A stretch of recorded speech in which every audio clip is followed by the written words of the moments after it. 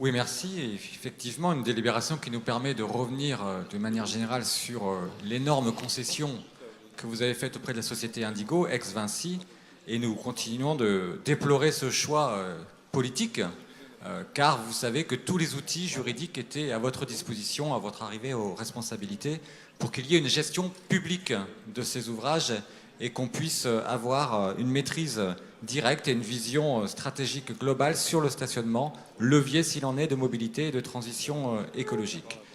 Par l'avenant qui nous est proposé ici, alors tout d'abord, venons sur les éléments spécifiques qui sont dans l'avenant, notamment le dispositif gratuité.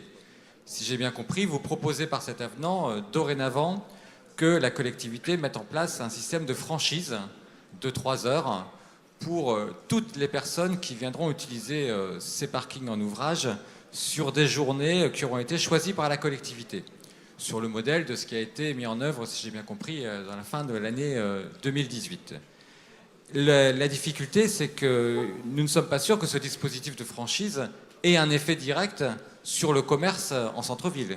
On sait par contre qu'il y aura un effet direct pour la collectivité locale, puisque nous serons en responsabilité d'indemniser l'opérateur chaque fois que la recette annuelle sera, ou le manque de recette annuelle sera supérieur à 20 000 euros par an. Donc nous avons des questions sur ce dispositif, parce que nous avons vu au cours de décembre de 2018 qu'il n'y avait pas de lisibilité en réalité dans les commerces.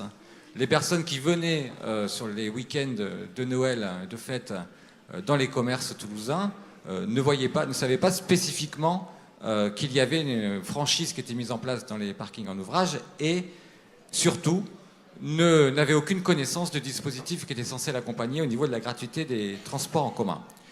Gratuité des transports en commun, bah oui, puisque par ce dispositif de gratuité sur le stationnement au centre-ville de Toulousain, vous invitez les habitants de la métropole et plus largement à venir avec leur voiture faire leurs courses au centre-ville de Toulouse.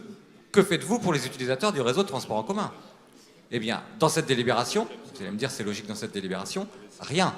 Mais par ailleurs, rien non plus. Il n'y a pas d'accompagnement de ce dispositif par une gratuité du transport en commun sur ces jours choisis par la collectivité locale. Et là, nous ne comprenons pas le message politique tout à fait inverse aux autres messages qui sont envoyés sur la même séquence, notamment par le président quand il parle de transition écologique et de Toulouse ou Toulouse Métropole, ville verte, qu'on encourage les personnes à venir avec leur véhicule au centre-ville de Toulouse faire leurs courses et que dans le même temps, on leur demande de payer au tarif tout à fait normal leur déplacement en transport en commun. Nous pensons qu'il y a un signal tout à fait négatif par ce dispositif de gratuité.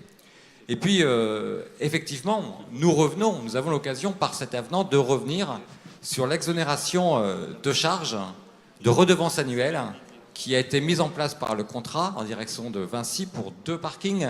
Le nouveau parking des Allées Jean Jaurès, en service depuis quelques semaines, et le parking Maringot, exonéré de payer 40% du chiffre d'affaires, ça fait quand même un montant significatif, pour ces 2 parkings, jusqu'à la mise en service de la LGV.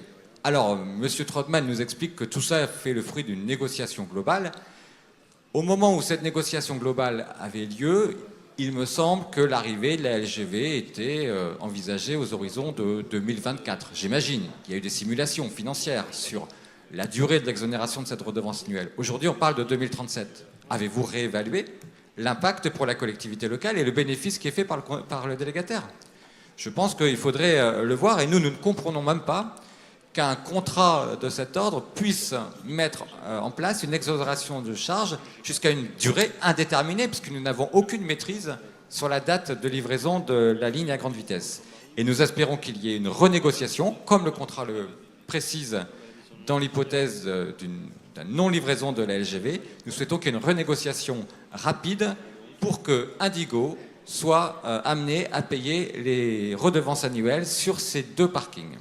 D'autant plus que, si nous avons bien compris, l'un de ces 2 parkings, le nouveau parking des Allées Jean Jaurès, fera l'objet d'un dispositif spécifique dans le cadre de la livraison de la Tour Occitanie, car la Tour Occitanie ne peut pas construire de parking souterrain étant donné qu'elle est située sur le tube de métro. Donc il y aura là des redevances, un chiffre d'affaires conséquent pour l'opérateur Indigo, et nous souhaiterions que la collectivité puisse bénéficier de la redevance annuelle. Redevance annuelle qui devait, Joël Carreras l'a rappelé, et il a raison de le rappeler, qui devait dégager 100 millions d'euros pour le financement de la 3e ligne de métro. C'était en tout cas les propos du président de Toulouse Métropole le 19 janvier 2016, en conférence de presse pour annoncer qu'Indigo serait retenu pour la gestion de ces parkings souterrains, 100 millions d'euros supplémentaires pour le financement de la 3e ligne de métro. Et bien, quand on regarde le plan de financement ou de soutenabilité financière que vous nous avez présenté, il n'y a aucune trace de ces 100 millions d'euros. Il n'existe pas. Monsieur Trottmann, pouvez-vous nous expliquer comment ces 100 millions d'euros qui seraient liés à la concession de parking seraient affectés à la 3e ligne de métro? Personnellement, je ne vois qu'un dispositif, qui est l'augmentation de la contribution de la collectivité au sein de TCO, puisque les recettes de stationnement viennent dans le budget général, ils ne peuvent en sortir que par une augmentation du versement de la collectivité. Or, dans le plan de financement, cette évolution de la contribution de la collectivité au sein de TCO, elle est plafonnée. Elle est plafonnée à 1,35% par an, hors inflation, qui est de 1,75. Donc, en réalité, elle est diminuée.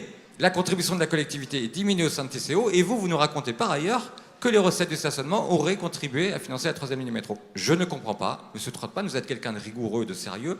Je ne comprends pas que vous teniez encore des affirmations de cet ordre.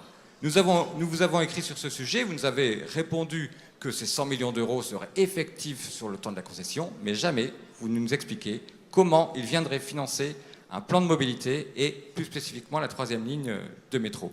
Donc là-dessus, Monsieur Trottmann, nous vous demandons un certain nombre d'éclaircissements. Et sur l'article qui concerne les exonérations de charges de redevances annuelles d'Indigo, nous vous avons écrit, Monsieur le Président, et nous attendons une réponse précise pour la fin de ce cadeau à Indigo ex-Vinci.